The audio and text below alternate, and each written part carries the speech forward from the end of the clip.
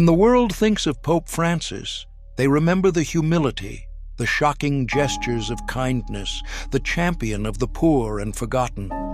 They think of his groundbreaking encyclicals, his global peace missions, his simple white robes standing in stark contrast against a complex, divided world. But few knew that tucked behind the towering headlines, in the quiet corners of his personal life, Pope Francis shared his heart with a small, faithful companion, his dog, Esteban. Esteban was no celebrity pet. He wasn't paraded around Vatican events or used for press photos. In fact, most outside his inner circle didn't even know he existed. A small brown mutt with soulful eyes and a patch of white fur on his chest, Esteban had been a silent witness to some of the most powerful and painful moments of Francis's life. Found on the streets of Buenos Aires as a stray, Esteban was rescued by Jorge Mario Bergoglio long before the world knew him as Pope Francis. He was more than a pet. He was a living symbol of the Pope's deepest belief, that the smallest, most broken among us still deserve love.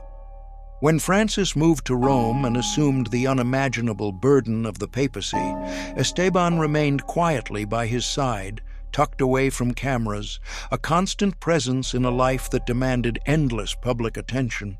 And as Pope Francis's health began to fail in his final years, Esteban became something even more precious, a bridge between his humanity and his divinity. A reminder that before titles, before crowds, before history books, he was simply a man who loved, who wept, who prayed, and who found in one stray dog a reflection of God's tender mercy. Little did the world know that in his final days, Pope Francis's last wish would not involve thrones, monuments, or even church reform, but a simple, breathtaking request about the creature who had loved him without question from beginning to end. As the final days of Pope Francis's earthly journey approached, the halls of Casa Santa Marta grew unusually quiet. The bustle of Vatican life slowed to a reverent hush. The doctors came and went. The cardinals whispered among themselves. But through it all, one small, unassuming figure remained constant: Esteban, the Pope's faithful dog, never leaving his master's side. Pope Francis had known the end was near. His strength was fading. His speech grew softer. But his eyes, those eyes that had once captivated millions, remained clear, full of love, full of acceptance. In those sacred last hours, he did not ask for the world's leaders. He did not demand the company of dignitaries or church officials. He asked only for those he loved most deeply, his closest aides, a few trusted priests, and Esteban. They brought the aging dog into the Pope's private chambers. Esteban, sensing what the humans could not fully grasp, quietly climbed onto the Pope's bed without hesitation, laying his head gently against Francis's frail chest. It was then, as the room dissolved into tears, that Pope Francis whispered a request that stunned everyone present.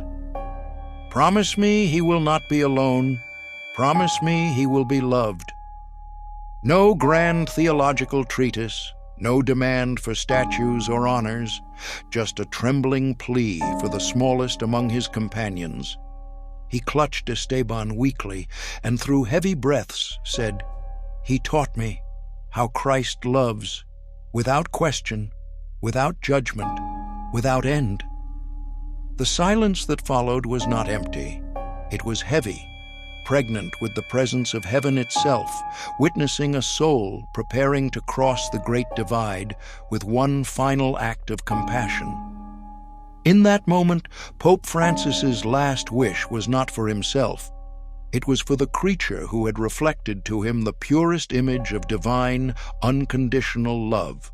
Long before Jorge Mario Bergoglio became the leader of 1.3 billion Catholics, before the white smoke crowned him Pope, before history remembered his name, he was a simple man walking the streets of Buenos Aires, a man who rode the bus with the working poor, a man who touched lepers and sat with the forgotten, a man who, one rainy afternoon, stumbled upon a stray dog trembling under a collapsed awning. That dog, thin, battered, shaking, was Esteban. Bergoglio didn't pass him by. He didn't call for animal control or avert his eyes. He knelt in the mud, gathered the shaking creature into his arms, and whispered, "Come, little one, you are not forgotten." He brought Esteban home, fed him scraps from his own plate, wrapped him in an old blanket, and named him after Saint Stephen, the first Christian martyr, because, as Bergoglio later told a friend, sometimes love demands you be willing to bleed. Esteban became more than a companion. He became a daily living parable, a reminder that the gospel wasn't a concept, it was an action. Every morning, before setting off for Mass or ministry, Bergoglio would pray, and Esteban would sit quietly at his feet, a small heartbeat of loyalty and love. When God eventually called Bergoglio to Rome, he faced a terrible choice: leave Esteban behind in Argentina or find a way to bring him. Francis, the man who always chose mercy over convenience, chose Esteban. Arrangements were made.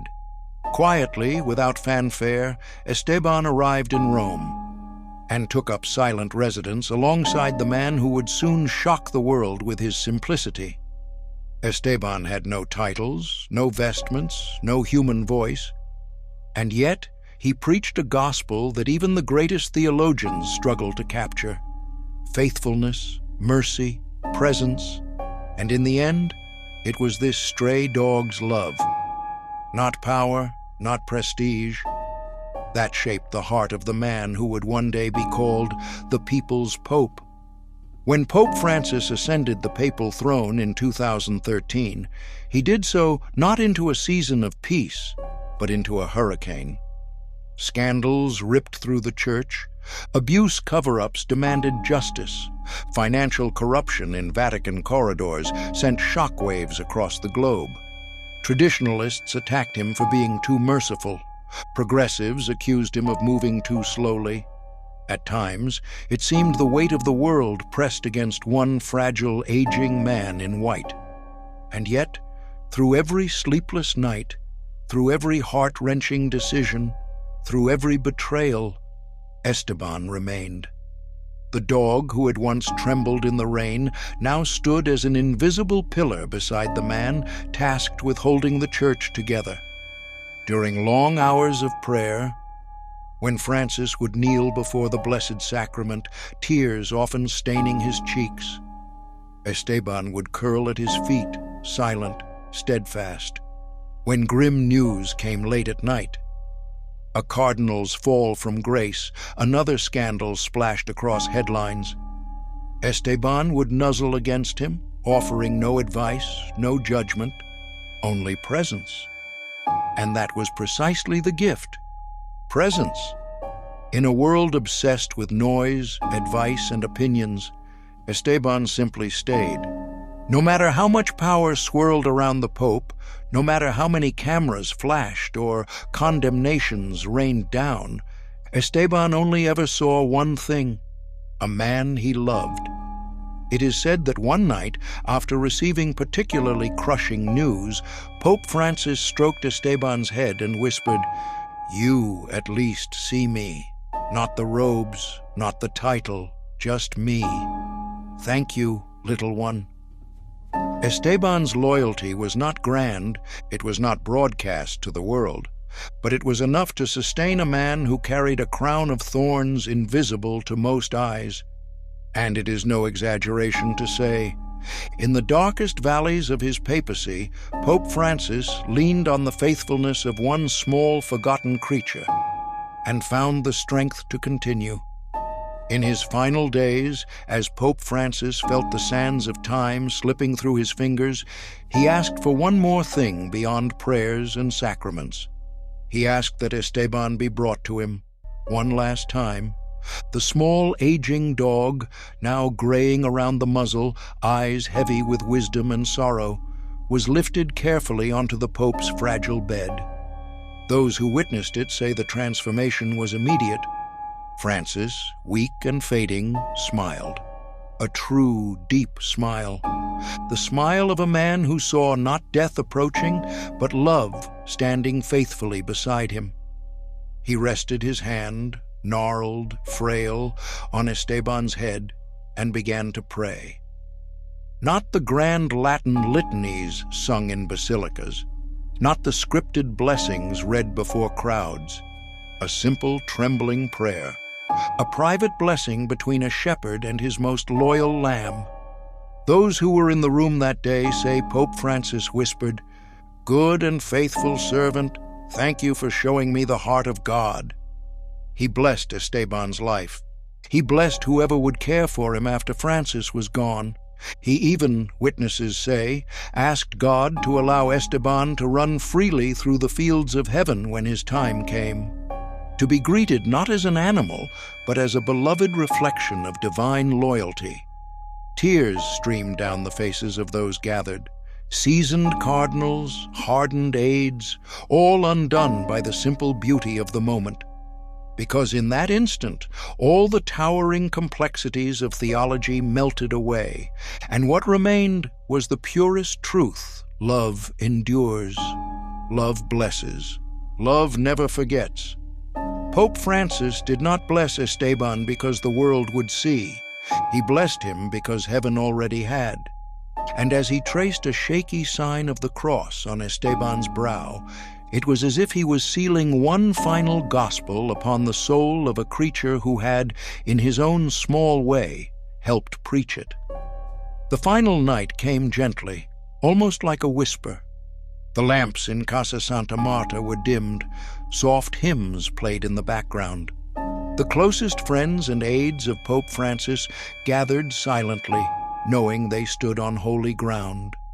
And in the quiet, as breaths grew slower, as heaven's threshold drew nearer, Esteban, too, sensed it. The little dog, who had been napping at the foot of the bed, suddenly rose. Witnesses say he became alert, not fearful, but intensely focused, as if he could see something no human eye could detect. Pope Francis took one final breath. No struggle, no fear. A soft smile remained on his lips. And the moment his spirit left for the arms of the Savior he loved so fiercely, Esteban howled, not a howl of panic, not a wild, chaotic sound. It was a long, mournful, piercing song. A cry that echoed through the stone corridors, a sound that seemed to shatter the walls between earth and eternity. Those present were stunned. One cardinal reportedly dropped to his knees. Another sobbed openly, saying later, "It was as if all of creation knew the shepherd had come home." And then Esteban grew still. He rested his head gently against the Pope's now motionless chest, closed his eyes, and remained there, unmoving, as if standing guard over his friend until heaven fully received him. Later, as Vatican officials prepared for the formal announcement, they would whisper among themselves that something holy had happened that night. Not just the death of a pope, not just the end of an era, but a reminder that even the smallest of God's creatures can recognize the passing of the truly righteous. And through Esteban's cry, it was as if the whole earth mourned, not with fear, but with gratitude. In the hours and days following Pope Francis's passing, news agencies across the globe scrambled to report on the monumental loss. World leaders issued official statements. Cathedrals rang bells in mourning. The faithful gathered in churches to pray. But amid the towering headlines about church politics and papal legacies, another story began to ripple outward. A story so deeply human, so quietly powerful, it captured the hearts of millions far beyond the walls of the Vatican. It was the story of Esteban. At first, it was just a whisper. An aide who had been present at Francis's final hours shared a detail. how the Pope's last request wasn't about himself, but about his dog. "Promise me he will not be alone. Promise me he will be loved." And the world stopped for just a moment to see the Pope not as a figure of theology, but as a man whose greatest treasure, at the end of all things, was love. Photos emerged. A grainy image of Esteban curled at the foot of Francis's bed. A short video clip, Esteban sitting stoically by the Pope's body as prayers were said. Within hours, the story went viral. People of all faiths, Catholics, Protestants, atheists, Muslims, Jews, shared the story of Esteban. Not because it was political, not because it was controversial, but because it was pure, it was real. For a brief moment in a world so divided, humanity agreed on something. That unconditional love matters, that loyalty matters, that even the smallest acts of tenderness change the world. Tears flooded social media. Artists sketched paintings of Pope Francis with Esteban. Poets wrote tributes. Veterans who had once abandoned their own dogs posted messages of repentance. Priests wept openly in homilies, telling congregations, "If you want to understand the heart of Pope Francis, look at how he loved this small, forgotten creature." Through Esteban, the final unspoken sermon of Pope Francis went forth. Mercy is never wasted. Compassion is never forgotten. Love, even for the least of these, echoes into eternity. After the passing of Pope Francis, there remained a heavy, sacred responsibility. Who would care for Esteban? He was not an ordinary dog. He was the silent confidant of a man who had changed the course of history. He was the bearer of the Pope's final earthly request. The question weighed heavily on those closest to Francis. For days, discussions continued quietly behind Vatican doors. But in the end, the answer came not through protocol or politics, but through love. A humble family, longtime friends of Pope Francis from Argentina, now living in Rome, came forward. They had no ambition, no desire for attention. Only one thing moved them. They had once seen Francis feed the homeless by hand. They had once seen him kneel beside a dying beggar in a freezing alley. And they had once promised him, years earlier, "Whatever you need, we are yours." Now, it was time to fulfill that promise. The Vatican quietly arranged a private ceremony. No press releases, no photographers. Esteban, still grieving in his silent canine way, was entrusted to this family. Before handing him over, one of Pope Francis's closest aides knelt beside Esteban, placing a hand over his small, battered heart, and whispered, "Your master asked that you be loved. We will honor him by loving you for the rest of your days." Esteban was carried gently into the waiting arms of the family, who vowed before God to treat him not as a relic, not as a memory, but as a living reminder of everything Francis had taught the world about mercy. Today, Esteban lives quietly with them.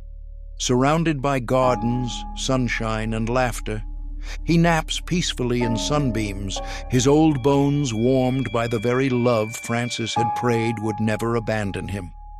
And in every wag of his tired tail, in every soft bark at the moon, there echoes a silent sermon, "Love remembered is love renewed." As weeks passed after the death of Pope Francis, the world, still reeling from loss, found itself strangely comforted by a story most had never expected to matter: the story of Esteban. In churches across continents, his name was whispered in sermons. Not because he was divine, but because he represented something divine: loyalty, tenderness, the faithfulness of small things. In youth groups, priests told teenagers, "You want to live like Christ? Then love like Esteban, with no agenda, no expectations, just presence." In nursing homes, chaplains comforted the lonely. "You are not forgotten. God sees even the smallest soul, just as Francis saw Esteban. In hospitals, where healing was sometimes uncertain, the story of a pope's love for his little companion gave hope to the broken-hearted. And in countless homes, where people sat with their own old pets, animals they once thought of as background noise, hearts softened, dogs were hugged tighter, cats were stroked more gently, letters were written, forgiveness was given, all because the world glimpsed, for one raw moment, that the essence of a life well lived was not in fame, achievement, or riches. It was in small, unseen acts of devotion. Esteban didn't write encyclicals, he didn't preach homilies, but his very life became a living echo of the gospel. Stay close to the broken, offer comfort, not judgment. Love with all your being, even when it costs you everything. In Esteban's simple, unwavering presence, the world saw Pope Francis's heart laid bare, and through that window caught a glimpse of Christ himself. In the grand cathedrals where cardinals gathered, in the crowded streets where pilgrims mourned, and in the quiet corners of the world where ordinary people lit candles in remembrance. One truth lingered long after the bells of morning faded. Pope Francis's greatest sermon wasn't spoken. It wasn't proclaimed from balconies. It wasn't written into history books. It was lived. In the way he knelt to rescue a stray, in the way he chose love over legacy, in the way he made his final earthly request, not about himself, but about a creature the world would have considered insignificant. In his last hours, when so many seek glory or fear judgment, Francis thought not of empires or monuments. He thought of mercy. He thought of Esteban. Promise me he will not be alone. Promise me he will be loved. In those trembling words, the heart of the gospel thundered louder than any organ, brighter than any stained glass window. Love is the only thing that survives death. Not fame, not riches, not even the most powerful throne on earth. Only love. Pope Francis's life was a symphony of humility. And Esteban, the small, battered dog no one expected to matter, was the final note. A note that still echoes. Today, whenever a hand reaches out to a forgotten soul, whenever a stray is lifted from the gutter, whenever loyalty outlasts hardship, the spirit of Francis's final wish lives on. And somewhere, beyond the veil of time, perhaps in fields not made by human hands, there is a small brown dog with a patch of white on his chest, running free, loved, remembered, and waiting patiently for the day when all things, even the smallest, are made new.